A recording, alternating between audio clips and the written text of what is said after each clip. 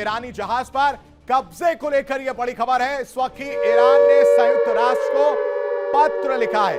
Tosca को कब्जे में लेने का विरोध किया गया है।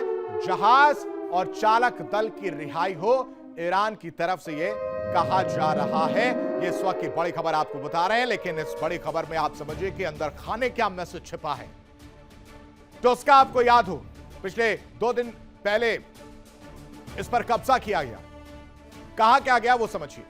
कहा गया कि ये जहाज जो है चाइना का जहाज, इसमें केमिकल्स थे और ये जब गुजर रहा था तो 6 घंटे तक चेतावनी दी गई। 6 घंटे तक कहा गया कि आप लोग वापस जाइए, आप लोग रुक जाइए, लेकिन उसे नजरअंदाज किया गया। जहाज धीरे धीरे बढ़ता रहा और लास्ट में जो नाकाबंदी की गई थी वहां से फायरिंग की जाती है, जो आप इस वक्त अपने टेलीविजन स्क्रीन पर देख रहे हैं कि फायरिंग की गई और फिर उसके बाद से एक एक करके जो अमेरिकी सैनिक है वो शिप पर उतरते हैं। इंजन को नुकसान पहुंचाया गया, जिसकी वजह से शिप ठप पड़ गया और फिर इसे कब्जे में लिया गया। कब्जे में लेने के बाद शिप को जब खंगाला गया तो पाया गया कि इसमें केमिकल्स हैं, जिसे डोनाल्ड ट्रंप ने दुख जताया है और कह रहे हैं कि चाइना की तरफ से दिया गया गिफ्ट बेहद दुख पहुंचाने वाला है, क्योंकि वो इशारा कर रहे हैं कि चाइना अभी भी ईरान की मदद करते हुए नजर आ रहा है, जबकि ईरान ने चाइना को साफ तौर से कहा, अगर बात की जाए, अमेरिका ने यह कहा था कि आप ईरान की मदद नहीं कर सकते हैं और अगर ऐसा किया तो टैरिफ वाला जो गुणागणित है उनका वो फिर से थोप देंगे। अमेरिकी राष्ट्रपति डोनाल्ड ट्रंप ने 21 अप्रैल 2026 को बड़ा फैसला लेते हुए ईरान के साथ चल रहे युद्ध विराम को अनिश्चितकाल के लिए बढ़ा दिया। यह अपडेट है। अब यह निर्णय कब और क्यों लिया गया, यह भी यहां पर समझना बेहद जरूरी है।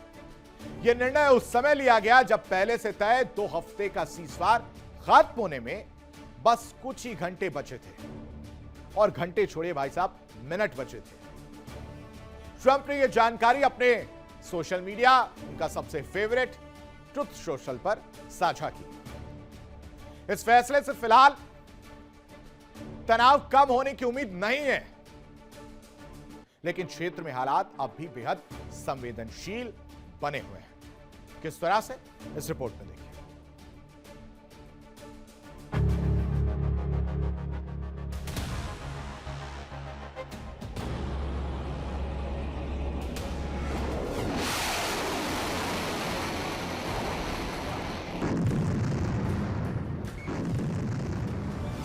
अमेरिका और ईरान के बीच चल रहा तनाव फिलहाल कुछ वक्त के लिए थमा जरूर है, लेकिन हालात अभी भी बेहद नाजुक बने हुए हैं।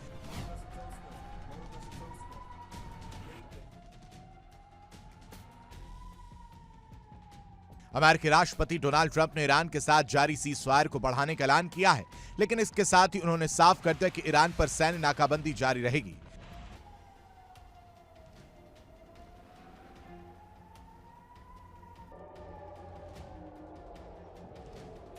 ट्रंप ने कहा कि ईरान की सरकार इस समय गंभीर रूप से बिखरी हुई है और वहां से अभी तक कोई एकजुट प्रस्ताव सामने नहीं आया। इसी वजह से अमेरिका ने हमला रोककर सीजफायर बढ़ाया है, लेकिन सैन्य तैयारियां जारी रखी गई हैं।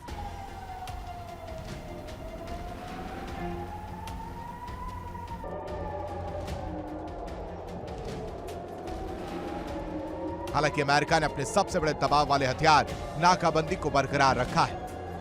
व्यापार और तेल सप्लाई पर असर डाल रही है।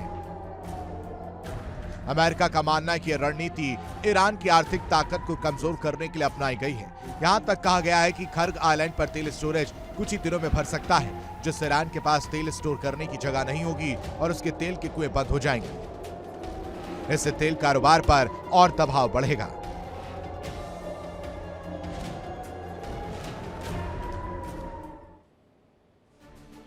यानी समस्याएं खत्म होती हुई नजर नहीं आ रही, लेकिन इन सब के बीच एक और बड़ी खबर आपको बता दें। ईरान के बंदर अब्बास बंदरगाह से आते जाते जहाज दिखाई दिए। ये बड़ी खबर है। पिछले 24 घंटे की अगर बात की जाए तो कई जहाज जो है आते जाते दिखाई दिए हैं। ये इस वक्त की बड़ी और अहम खबर आपको बता रहे हैं, जिसमें बंदर अब्बास बंदरगाह से कई जहाज जो है वो आते जाते दिखाई दे रहे हैं, यानी स्ट्रेट ऑफ हॉर्मुज क्रॉस करने की कोशिश जो है वो की जा रही है।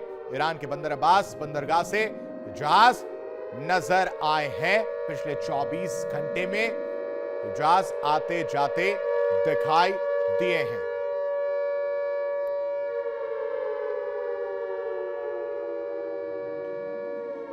तो 24 घंटे की अगर बात आप कर रहे हैं तो यहां पर यह समझना जरूरी है कि एक तरफ शांति वार्ता वाली पहल है, दूसरी तरफ ये जहाज कोशिश कर रहे हैं कि वहां से गुजर सके, लेकिन नाकाबंदी है।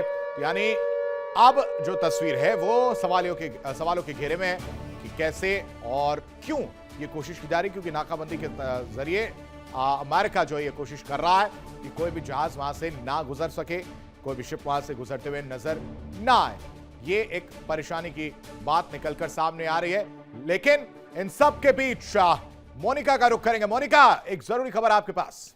निश्चित तौर पर देखिए आशीष, आप होर्मुज का जिक्र करें और होर्मुज को लेकर लगातार अपडेट्स जो है वो सामने आ रहे हैं। इस बीच एक अपडेट ये है कि होर्मुज के पास एक जहाज पर फायरिंग हुई है, बड़ी जानकारी साझा कर रहे हैं। ओमान के पास एक कंटेनर पर ये गोलीबारी की गई है, फायरिंग की गई है।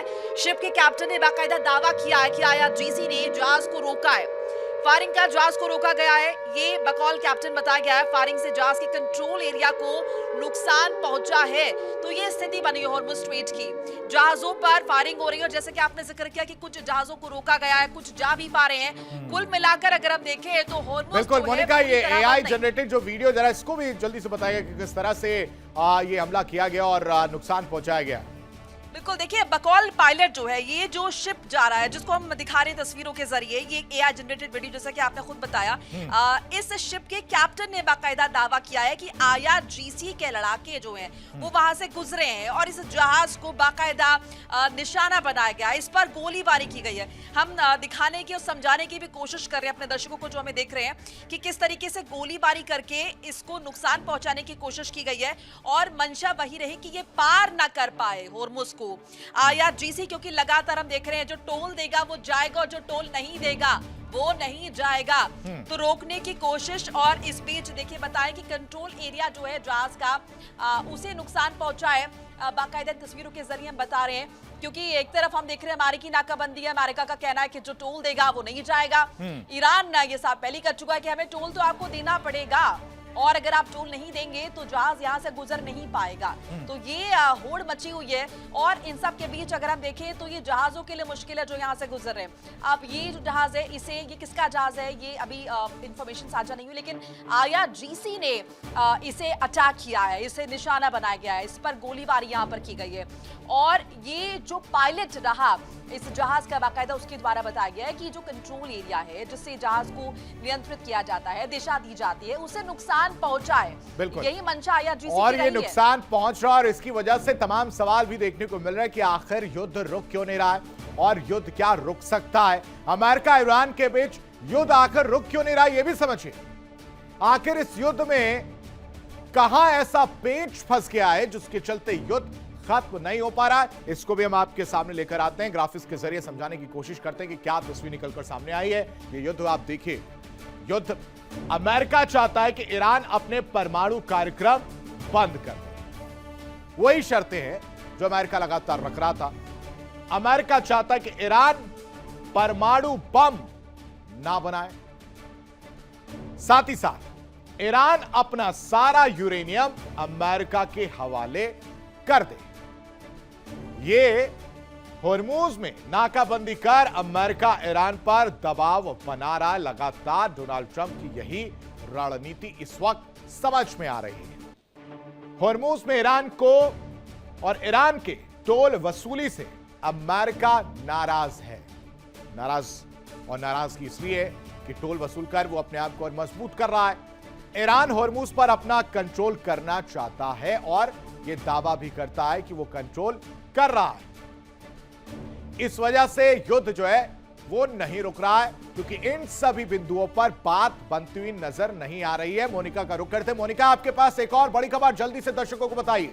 बिल्कुल आशीष, देखिए लगातार हॉर्मुज की जो स्थिति है वो कुछ इसी तरह की बनी हुई है और लगातार स्टेटमेंट्स जो है वो भी जारी हो रहे हैं। इस बीच ये भी बताते चले कि किस तरीके से स्ट्रेट ऑफ हॉर्मुज को लेकर ट्रंप की तरफ से स्टेटमेंट आया। ट्रंप खुद कह रहे हैं कि स्ट्रेट ऑफ हॉर्मुज को बंद नहीं करना चाहता है ईरान, क्योंकि ईरान को खुद पहुंच रहा है इससे बड़ा नुकसान। हॉर्मुज खोलकर $500 मिलियन कमाना चाहता है ईरान।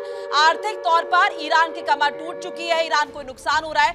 ये पोस्ट डोनाल्ड ट्रंप का दिखा रहे, ईरान इज कोलैप्सिंग फाइनेंशियली, ये डोनाल्ड ट्रंप ने जिक्र किया है और बताया कि जो स्थिति है, ईरान चाहता है कि स्ट्रेट ऑफ हॉर्मुज को जल्दी से खोल सके, क्योंकि वहां के लोग जो हैं वो भूखे मर रहे हैं। वहां अगर हम देखें तो आर्थिक स्थिति बहुत खराब है। $500 मिलियन हर रोज ईरान अगर देखें तो वो लूज कर रहा है। ऐसे में वो नहीं चाहता कि हॉर्मुज यहाँ पर बंद रहे। मिलिट्री और पुलिस लगातार शिकायत कर रहे हैं कि उन्हें तनख्वाह नहीं मिल पा रही है।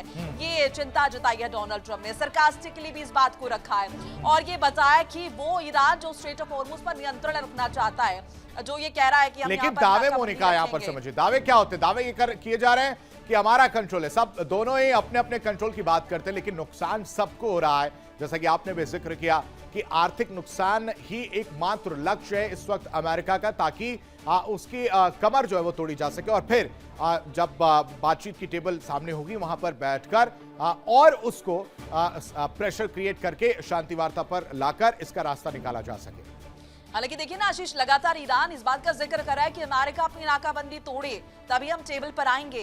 अब देखिए ना, 2 हफ्ते का सीजफायर हुआ, उसके बाद एक्सटेंड किसने किया? पहले भी सीजफायर की पेशकश अमेरिका की तरफ से हुई, अब इसे एक्सटेंड अमेरिका ने किया। ईरान लगातार ये कह रहा है कि हमें चाहिए ही नहीं सीजफायर, हम पूरे तरीके से तैयार है। निश्चित तौर पर अमेरिका भी तैयार है। There is no comparison between Iran and America.